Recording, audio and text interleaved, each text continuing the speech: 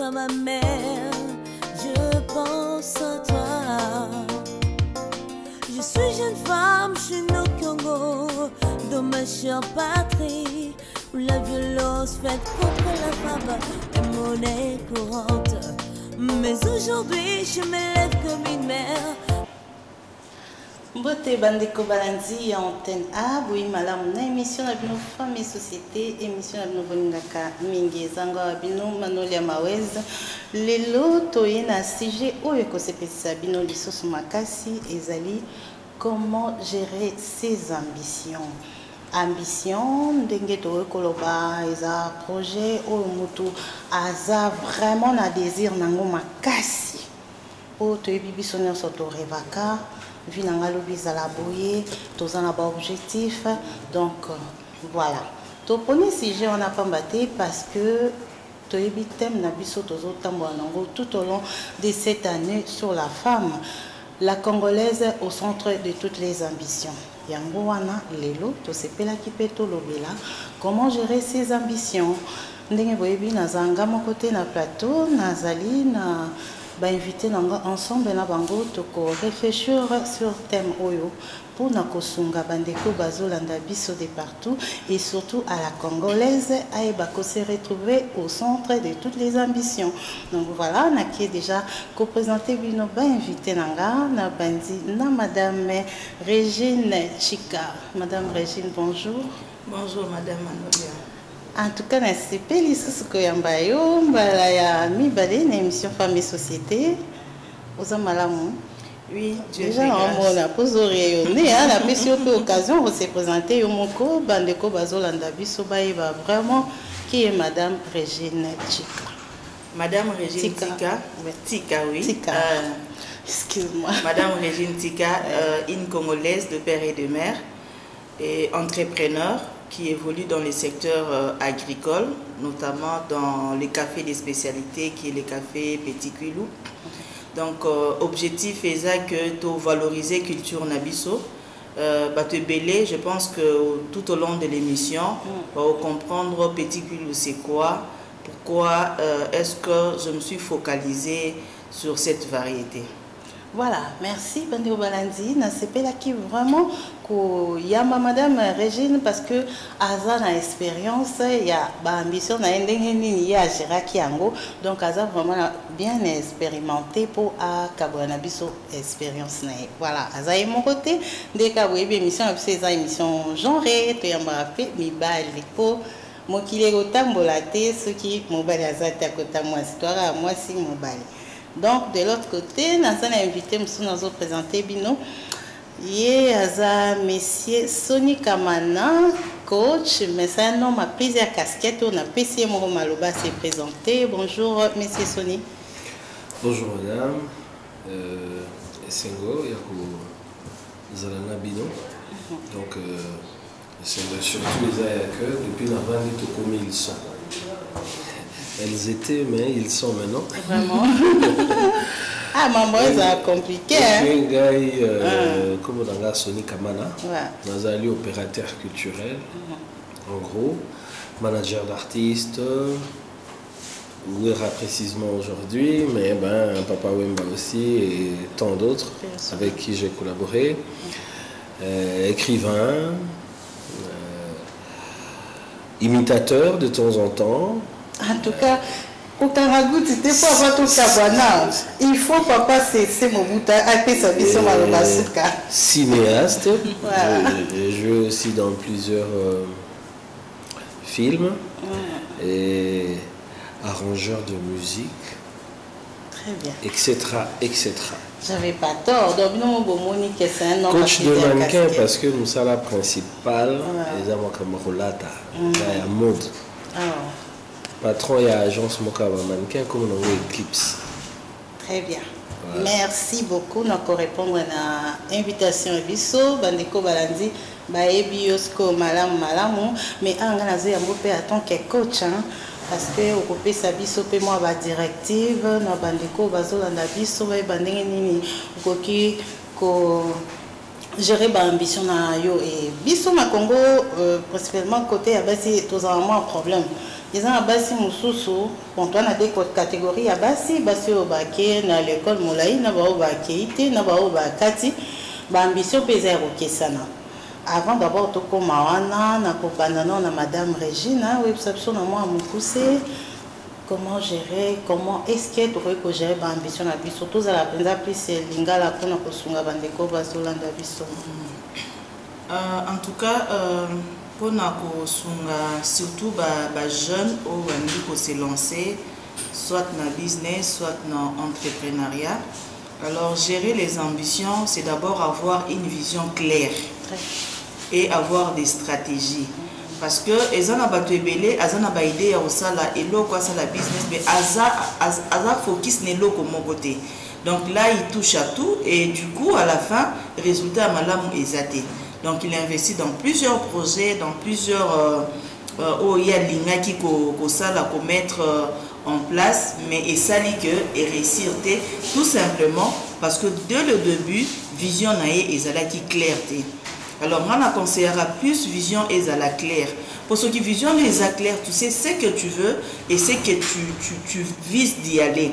Donc tu peux le partager dans court terme, dans long terme. Ainsi de suite, afin que au coma, place au lingaki au coma. Nga par exemple, et on a lancé qui café nanga. Donc Lelo ça fait 4 ans que Naza sur le marché. Donc l'idée c'est là qui il y a soit modèle automobile na poto, il y a Starbucks oyo a multiplié ba point, il y a coffee shop un peu partout au Batubakutanaka autour de café, autour de thé pour réfléchir et parler du projet. Bon, c'était ça les ambitions. Mais comme on dit, Babanaka toujours malembe avec vision na yopo okoma, bisikani ne olingi kokoma. Nabandaki na relancé produit, ça a pris vraiment du temps, presque une année au Nazalaki naba toujours naba événementiel. Je pense que c'est même là Tokutanaki na Maman Manolia. Et après, une année après, na formula qui moi et loko moko ya mukezaki comme cafétéria. Et cafétéria wana et sali que na zwa ba consommateur auto créer na bango ba lien to proposer bango ba service au monique et simbi siko automatique na niveau ya kofungola coffee shop ozo kene na norme ya vision na ngai. Donc c'est un peu échelle wana et nous tenions ce fois à la nango parce que ce qu'on le bio que ne mbangu tu risques ya kokwea.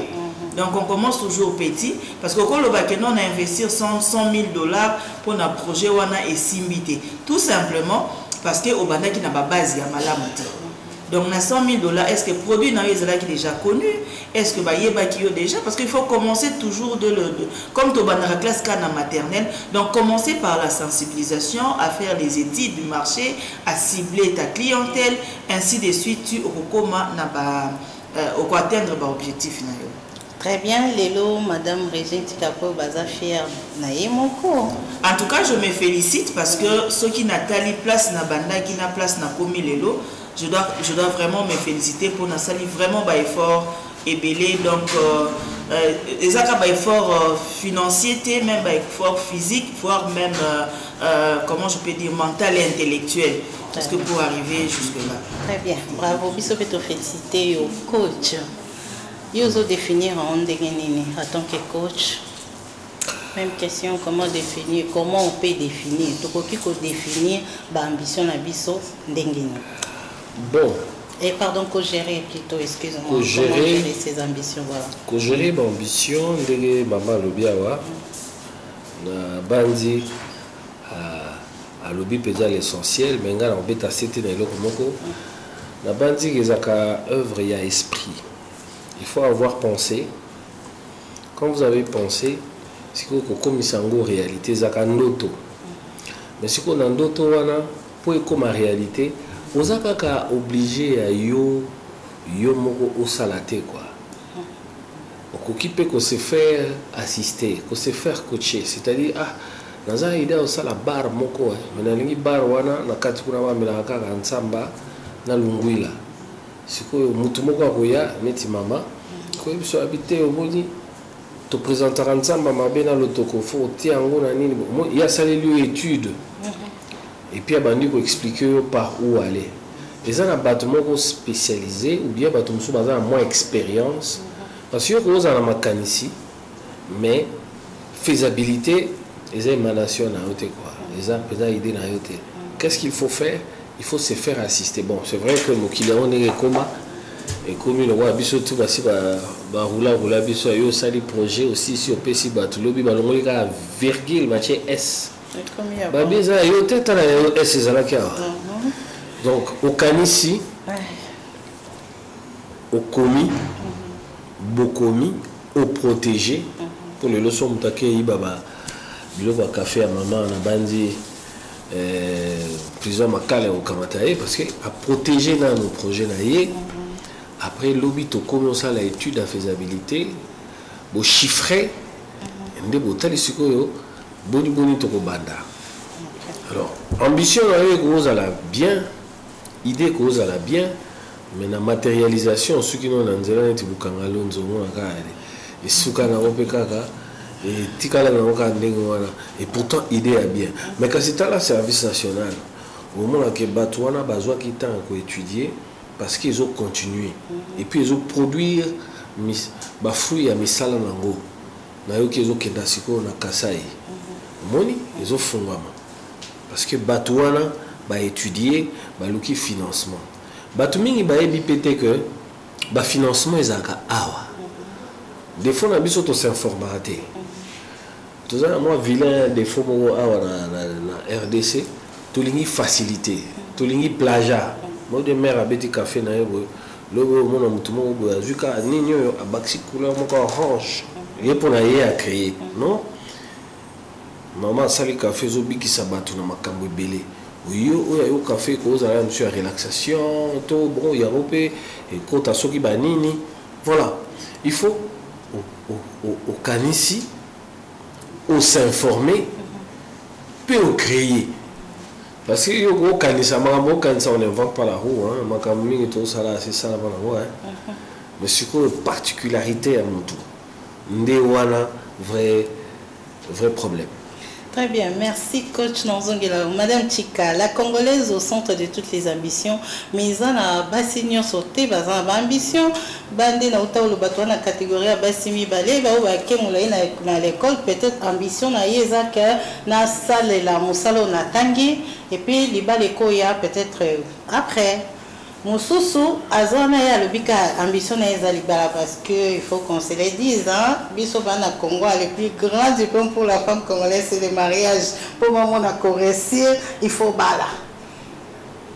Par rapport à ce qu'il y a Basiwana, yo makanisi na yo ezandé nini attend que moi je suis représenté Basinyons.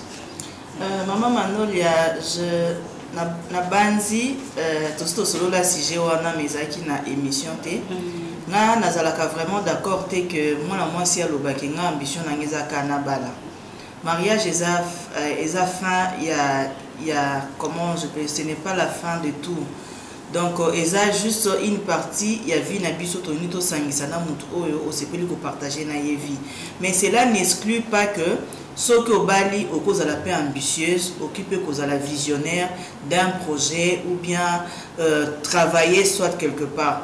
Ba parents ndenge ba botaka biso ba kotisaka biso ba classe ba kotisaka biso ezaki place a okendeka ko fana na libala te ko bota te na bana te donc batangi ça qui veut dire que non mono ndenge tangi selon ndenge société ezo évoluer na monde ya lelo ba signons so ba koma côté lima na tango akala na koloba yango ba koko na biso ba mama kutute ba koko na biso ba bazaki pe ko fanda kaka te bo na okesa la bilanga pour lelo oyo pour bato belé baye bakate maman Manuel yanga dans le secteur ya café bato soki batali café ba monaka plus mibali mais la vérité c'est que na café bato ba travailler na bilanga eza bana basi ne ba travailler basi ne basaka musala ya makasi pour dire que même ba koko na biso babanda ko kende bilanga donc c'était une occupation c'était du travail bon avec les temps modernisation on a conseillé na jeune fille que après avoir les études à qu'il refaire dans un foyer sans rien faire et puis conjoncture on a bisu à l'élo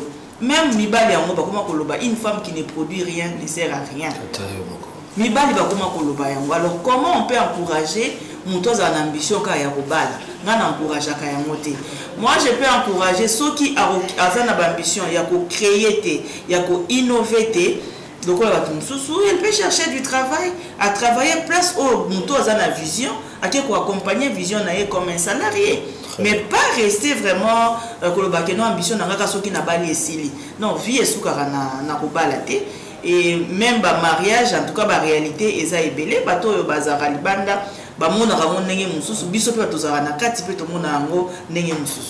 Merci beaucoup, coach Mobali. Parce que dans le bien, on parle de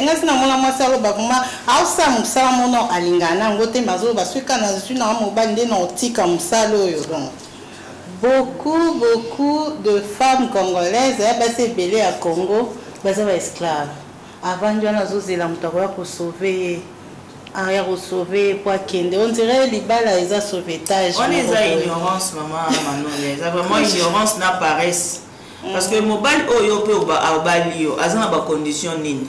Pour le bac non ceux qui n'a bali esili. Bon, si quand ceux mobile en bali a balio a tio nanda, ozoza ngani lo kwa kolia. Si ko yebisa ngai libala ngo ese monango ezanini. Très bien, merci coach. Même question hein. Tous ans à Bassi, Mibali. Bao Baké, l'école est belle. Bamsuso, ambition na ina nezande azosi sa classe, alanda asala musala oya tangeli. Et na pena Bassi o mingi Baké l'école te, y ambition na ye eza libala. Même pe bao Baké l'école wa. Et na Bassi belle na moramni asala to on kala légère. Donc y poisa bien, il faut qu'un mariage. Comment gérer maintenant les ambitions? Je pense que Kokenda classe, to Kokenda classe te ils ont allié mon ambition. Ambition est occupée. Aucune de classe, aucune de classe, tout normal, face à l'ambition. Très bien. Ambition, la pour l'ambition, et comme on a eu bac, je veux devenir. À partir de ma canison, on a ambition. Mais sous ils ont une ambition, ils ont une influence. Donc, Mikolo, tout le monde l'université. J'ai ambition de l'université pour nous tous à bango. Pour avoir tous amis na posa ya titre. So tali na Congo boza makasi na titre hein. Docteur en etc. Yango tina beaucoup moko na komaki le crime de l'intello congolais. Ça dit tolingi titre mingi et tout ça quoi arriver à transformer chose publique. Je pense que ambition est un tout normal. Le bingai, il faut la coma. Toi, tu veux être qui? Moi, je veux être militaire. Moi, dans 7 ans. Tant on a 12 ans, ce que nous avons insisté, je serai militaire. Tu as 18 ans. C'est que les pensa ambition. Tu es comme président de la République. Tu as la chance de vendre la maman, la président et la future. En tout cas. Donc, c'est pour dire ceci. Mais si on a les cambouis basi, basi n'est boza awa, boza prisonnière ya binomoko, pe boza ko emprisonné batumususu. Qu'est-ce que vous êtes? Expliquez-moi ça non. Il y a ba parti politique, il y a ba église, il y a ba association nyonso que nous avons la majorité eza basi. Na ba mi bi rebelle M23, baza basi. Na bato o basara police bazana basi même président de la République aza moi si donc ça dit moi si aza présent na vie ya mobali tous les jours na ba balate baka na basi il y a des choses comme mais ce que comme bi pas ya okamata décision to ko zo directive bazongisima nanya ebisi bino que il fait à la ka mobali pour bisode to zandenge moko bokeseneza ka mbala musu ya sexe pour basi ba ekimi bali na maele baze belé d'ailleurs moi si soka za muibi aza meilleur muibi ko gamba nyonso moi ça ça la nyonso bien soka linga za la pilote wa bali ba hotel matin moi si na kota mabe aleki mobali la mabe nyonso mais kota bien pe aza la ka bien nyonso mobali soka za mususu ba ba katikati. Moi, si faut y kolana nous koebate, toza bato. Na bo bato na biso par na ye ezali na kati ya société. Place na ye pe ezali. Bolingi biso ebele.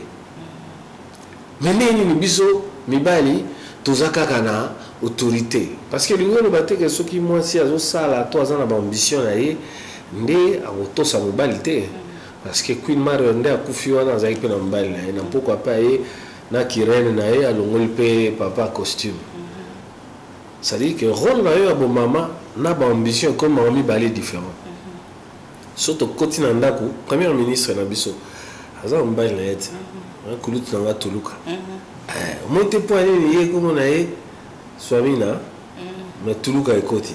Et il y a une autorité qui est sur ye. Surtout Bimi Libanda, alors le ministre Bimi Mbala Zong Mwasim. Et il y a une moi, si à la place de choix. Parce qu'on dit quoi? Une femme sage bâtit sa maison. Premier ministre. Vous gérez au quotidien la maison. Souvent papa zaté, souvent papa est parti, mais les loba maman peut pas comme partir.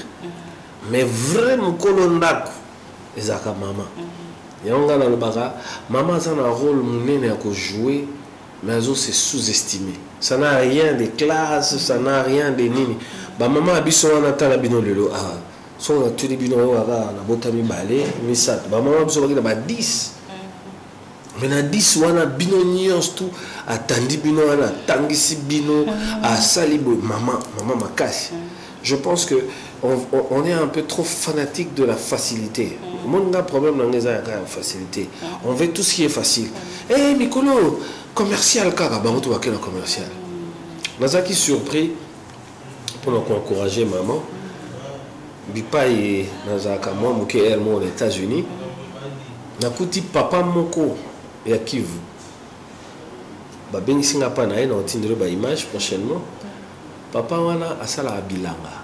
Tous aux États-Unis s'il vous plaît. On a 5 hectares ya bilanga. Tout na nini ya na ona Kinshasa. Azoaka ba grain wana na ba nini. Ako voyager na 100 kg. Kaka. Mais kuna na États-Unis tout na ba bazana na Portland, na Maine. Sango ya tata wana. Mais ba totinda so pondu kuna te. Matembele bite kute ku solo fumbo azana nyonso tala ilanga munene mais sikoyo papa ngo a formé bana nae basara bilanga nae ya basi hein bana ya bien ba fille kitoko biso fille ta vernité ala ta Jupiter kina na kabelo akingo moi shisha aya ose lo bilanga or eloko na eloko za ngonga nango ya bilanga eza a shisha ezali moi si fois longolana na makambo wana yake o no ngana mwasi libala sérieux za pe na basi muso bala te baza pe très puissant et libala eza étape ya vie et puis libala eza obligatoire te so mutali ngo bala te kasi le kumu ya masinzo kandi makwela oui parce que la libala kuna pe le kumu moko ezali parce que ba koma obenga yo madame Kingandi pe hein tuboya moté mais na lobité que il faut yo kanisaka kana lokumu wana lokumu ya mwasi eza pe bongo na ye na bomoto na ye bien moi si fois sala moi si fois ye ba par na ye na kata maman na bino amoni passe ya batangisi yo classe au CDC classe nzoko la ndeka baninga pona titre alors na wazela mobile moko siko ko vanda mobile yana sali bongo ba classe otanga ezali ya nini ça je peux y avoir tina na lobi boye basi ba s'emprisonner pe ba emprisonner bato mususu bato wana mususu nde biso mibale ba emprisonner bino ndeni na nini kasi yango toloba ti mobali akoma olela chaque jour ah oui donc pour moi c'est ça libre moi comme prisonnier il faut travailler pour moi si on a pas la pour à ça de l'autre oh babi aza être semblable non ah oui ok je vais semblable au biso zalaka te ezali kamba ko koyeba voilà ignorance pe bomaka voilà madame Chika siko to mpenza ko koba tozana nous comment yom toza expérimenté ba voix nini pe ozwa pona kosunga ba jeune fille mosusu bon na mona cause vraiment très présente na ba conférence na ba université tout ça à part yango moi lisanga moko ko charape moi ba jeune fille ko encourager bango et non ka basi nso ba osala café te mais na ba domaine mosusu ba zanango par exemple. En tout cas, sur na point wana so inaza na occasion na sala kayango. Je pense dernièrement nazali na conférence mo ba invité kinga ya ba étudiante ya IPC et na partager qui expérience nanga. j'avais encouragé baoyo bazana ba ambition na vision ya kozala ba entrepreneur tout comme baoyo bazana besoin ya kozala ba salarié parce que ba question est tozala qui au moins 5 femmes na plateau ba question ezalaki ke bana mususu balobi ke non ngana lingi na tika na classe po balinga batangisa na classe mais nazana besoin na sala business ngana conseiller rapé bateau pa boya rapé kotika classe po na nini maman Manolia en faisant les business il faut otanga. Quand on dit qu'il faut avoir une vision claire, pour ce qu'otangité, ils ont des contrats pour dribbler pour otangité. Je suis en train de regretter et nous avons dépensé un bon pour apprendre l'anglais. Tous ceux qui n'ont pas cours anglais dans la classe. Qu'est-ce que je vais faire avec l'anglais? La classe,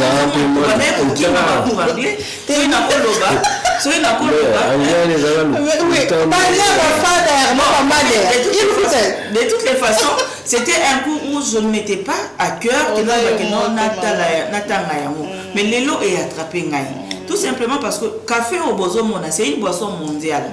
Nena bimara libanda, aucun de Dubaï, aucun de France, aucun de comment on appelle ça, Genève, Belgique, batunion so bazaba amateurs ya café, ce sont les anglophones. Et du coup, nazama kababa opportunité, il y a pour échanger na batou parce que na yebi ko l'anglais. Des fois tu peux demander l'interprétation, mais ils a vraiment n'est mon côté. Il y a un encourage à ramouter à tika côté en classe. La connaissance est une chose où, en fait, on peut dire c'est incontournable. Parce que, étant que chef d'entreprise, chef d'entreprise, tu dois maîtriser la gestion de l'entreprise. Donc, tu dois avoir des connaissances au niveau de l'administration, la finance, la ressources humaines. Donc, tout ça, même au niveau il y a commercial et tout ça. Donc, il y a un visionnaire, il faut une notion. Alors, pour une notion, il faut une école. Bon, pour comment possibilité on a aucun été na ba contexte que ba parents bazalaki na mbongo te ce qui lelo na monde ya lelo ba formation professionnelle et comment réseautage et comment logo la coach yaza accompagnement et comment. Donc moi j'encourage ba owana ba sisa ki ba classe T bazana ba diplôme ya minene te mais baza ba visionnaire de se faire accompagner ba na o bazana ba expérience pour ba atteindre ba vision na bango. Très bien, merci coach. Tout le monde en a bassi parce que Pambate, mes ministères, il y a genre famille et enfants et pour qui thème pour 8 mars et année. La Congolaise au centre de toutes les ambitions. Quand on dit coach à Ucholoba, basi baza partout mais ce qui est comme place à prise de décision basi bazate yango souwe wanezali congolaise akoma na place nyonso mais na rotala boye na vie na biso to monara côté menuiserie basi bakendara te côté mécanique basi bakendara te oh les travaux dits des hommes mais sous d'autres si les travaux dits des hommes te ok nambo ramso moni moi ça zo kumba mutu kam nene na kokato mke peut-être aux une chance wana te ngai na koyebisa yo na yebi basi ba menuisier osoka la kisio musala zo sala onimate na yebi basi o basala ka ba bloco ya ba incendie. Donc nazwaki occasion ya ko participer na comment on appelle ça na jury. Il y a un projet où les femmes entrepreneurs où il faut qu'ils accompagner. Dans la jury j'ai découvert que basi bazali na ba domaine wana mususu. Ngana ko eksoma Manolia. Ninge papa à lobby par rapport à la prise de décision. Oyebi na monde ya café, biso nyonso ba pays producteurs tozala ka régie na organisation internationale ya café où ils allaient à Londres. Depuis des années cette organisation et ça l'a toujours dirigé na Bananibal. Mais il y a de cela 5e, 4e année en Moyo, il y a maintenant une femme en tête. Oyo, il y a une organisation mondiale. Quand on réunit, on parle de OIC, on réunit tous les acteurs de la filière café, c'est maintenant une dame. Très bien, félicitations. Avant, il y a et qui m'a madame Tika. Très bien. Nazongeli coach, na lobby kongo pambate, basi baza me mingi te par rapport il y a pourcentage na biso. Biso toza 52%. Donc to l'équipe mibali, il faut au moins payer na ba place wana nyonso wana to mona. Même dans les na ba université, au moins basi bakenda ka ba filière moko ou le kaka arokende asuka ka moi makamoko boye misala ya basi. autant aux autres, dans le monde, mais les travaux dits des hommes. Donc, moi, si je peux ça, là, on va parité, c'est dans ce sens-là. Donc, coach, j'avais idée qui m'a donc c'était par rapport à ça ma question. Dans le journalisme, nous avons la base belé, mais pour me mabango nulle part. Pour moi, la base c'est mon chef d'entreprise, à fond la peut organiser la presse, basa milité, basa kaya potang, n'engue yo monek ba wong. Dans le sens où on a dit comment est-ce que Congolaise a pu se retrouver dans le centre d'ambition? Ok, merci. Pour Congolaise à se retrouver, il faut s'informer. Le problème là, c'est qu'il y a un manque d'information. Et puis, il y a culture, il y a facilité. Il y a journalisme, il y a droit, il y a économie, parce que les autres semblaient dans moi classement, comme ça on le voit, moi classement congolais. Au moins, au Colombie, moi si à Congo, azana moi le lendo moké. Comment ça? Majorité de la femme veulent paraître. Or, nous sommes les yango mona atana makambo bolobi wana ya ba misala dit homme basi bayaka te parce que pour na bango eza misala ya mibali mais aka mingi awa so tondimi libanda mboka kaba basi oyo ya biso awa basala misala na libanda ngana kenda na poto na kuti moninga moko ya mwasi azotia peinture na ndako na ye na tuli boni kuna pesa na sunga mokendo bon bengi bate na ufuta combien kuna biso moto comment ça nyos mususu akata bana na yesuki ya mibali pour 50 €. C'est pour dire ceci. Ngana linga principe mo baba c'est devant l'obstacle que l'homme se mesure. Le fameux homme dont on parle les hommes balité les abissonios tout. Mais on dirait batike lango homme wana mobali l'obstacle. Moi, si il y a un obstacle, moi, si il faut s'informer, moi, si il faut la culture, il y a facilité. Parce que rien de tout ce qui est beau n'est facile. Tout est difficile. Même ce que vous croyez être facile, au besoin qu'il y a des APK à passer. Sinon, pour qu'on a posé belé.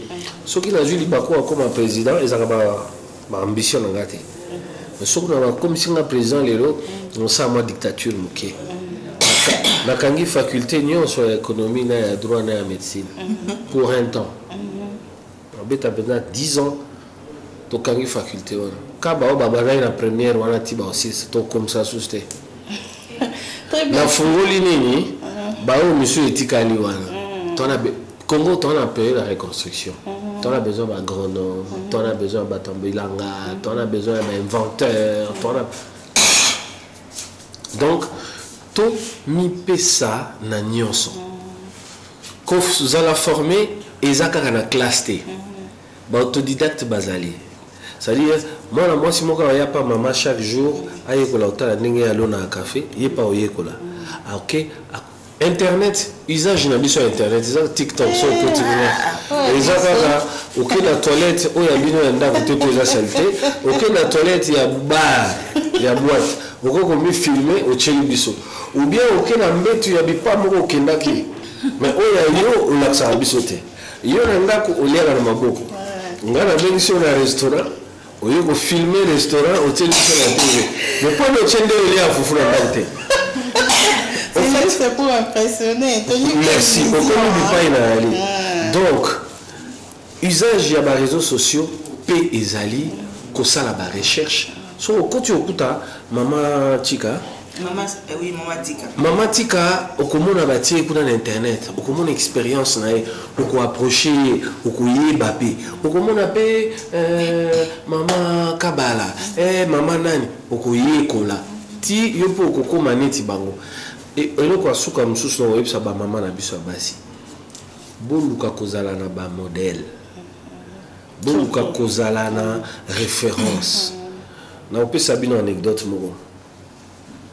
J'ai organisé les mariages de Papa Wemba avec Marie-Laure Yaone. To komi er ya koluka parrain. Tant on va na réunion. Sassou, il faut Sassou pareil. Kengo. Il y a beaucoup d'autres bâtiments sur la soukavi. Naponi papa malong na biso. Papa a opéché malong na Saint-Joseph, malong na mariage. Ça m'a marqué. Vraiment. Pour aller na biso ngai na tuni. Pour aller poni ka papa abi. Aza exemple. Vraiment. Na tango ate ya biso na mona gaina mwasi na ye na ngana ko maneti. On a été sûr comprendre là. Mutu faza na repère na référence. Référence c'est ça ka ba o baza ba ministre té. Maman mon boya té ka. Est-ce que c'est un jour mon balobi que toza na pénurie à fufu? Na masango na RDC.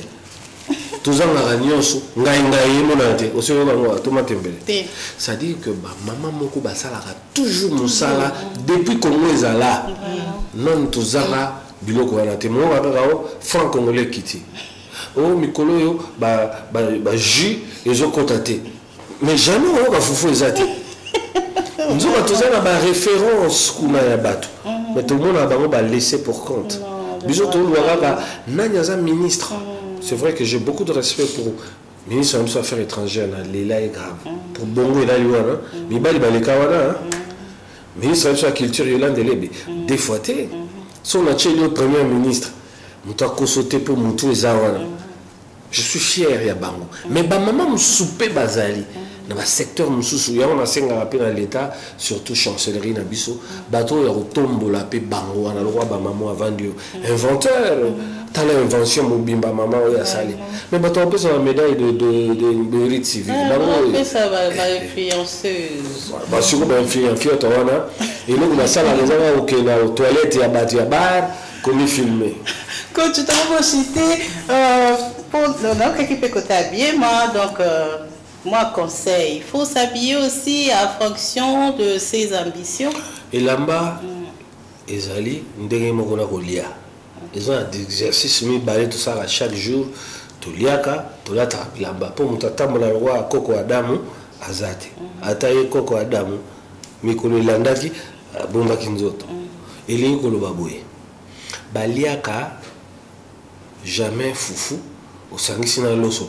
baloli olie te eza na norme moko na bipai nini baliaka nini elamba eza ndenge moko balataka nini wapi tala nazokini matanga kuna il faut nazala mwa boye nakei feti nini ya mariage te nakei feti ya anniversaire balataka ndeni kuna donc comme mususu ozwata toko expliquer boni toko se comporter na bipai et que c'est le président de la République a oyambanga lelo bon chemise ya côté faut ezala moi neutre moi cravate bimi to na na cabinet ministériel moko tala basaka journal TV ata en antenne A aujourd'hui makate que balata costume na cravate parce que bazo lo beloko o ezali solennel les sérieux circonstances ya wana so abimika wana a chegondo na e to leka ça dit elamba les en circonstances nango couleur P et en principe nango ya respecter. Bon, ce qui n'est pas une ambition, il faut comme un ministre. Il faut déjà déjà un ministre ou... Oui, ce comme un ministre. Mais par exemple, maman de la vanne comme un ministre. Et là, quand il bosse sur Internet, un ministre, tu as bassi à mon. À mon amour, on répondre à la attente. Habillé, maman Yolande Lebe, là, tu as toujours qui t'emballa.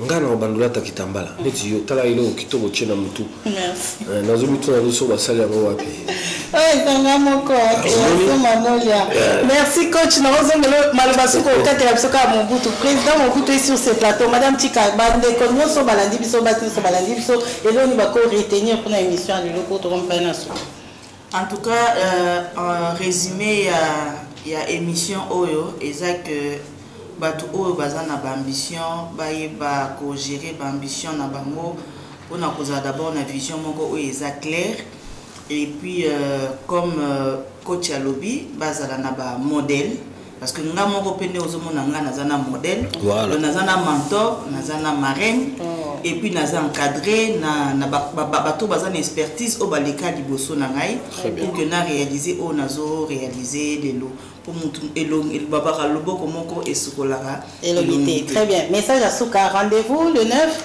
Rendez-vous Ezaka Monko le 9, c'est vendredi le 9, à partir il y a 8h. Torozela bino na adresse na biso ya sika o tobongisa bino cadre ya ko partager bino culture na biso congolaise na variété na biso unique dans le monde entier de Petit Quilou to ko expliquer bino to ko pesa adresse rapidement eza na numéro 115 avenue Colonel Ebeya au croisement des avenues du marché, référence eza hôtel de ville na DHL. Merci président Mobutu, mot de la fin pour cette émission. Papa Mobutu maloba suka pona émission mokola lelo. Sokona sisi koloba officier d'ordonnance nanga ya Misha Zewana apesa au facture. Oh j'aime. Je demande à toutes les femmes de prendre leurs responsabilités. Maman c'est source ya humanité. Tika bolole, tika nzombo, sala mosala. Tata Zey, collaborateur nayo. Je vous remercie. Merci Bandeko Balandi, merci na ndenge bozaki belé ya kolanda biso to comme na suka rediffusion et émission dimanche na 9h30. Merci na grande équipe technique, merci na partenaire Nabiso, Dieu merci Fondation, Dieu merci Masongi, merci pour notre soutien et formation, ils ont continué, formation gratuite, na bureautique, pardon, auto-école et esthétique. Donc Fondation, Dieu merci Masongi, Akangi, Apesibinongo, gratos, bon contactez, bon. Voilà, merci, Tokutani, semaine prochaine, même heure, même chaîne. On a programme et antenne à la chaîne des références. Ciao. Mais aujourd'hui, je me lève comme une mère pour défendre ma nature, mon avenir et ma progéniture, promouvoir les combos du Doma. Ainsi donc, je m'avance, je veille à mon épanouissement. Je dis non et je dénonce les violences contre la femme. Lève-toi, prends conscience de la vie.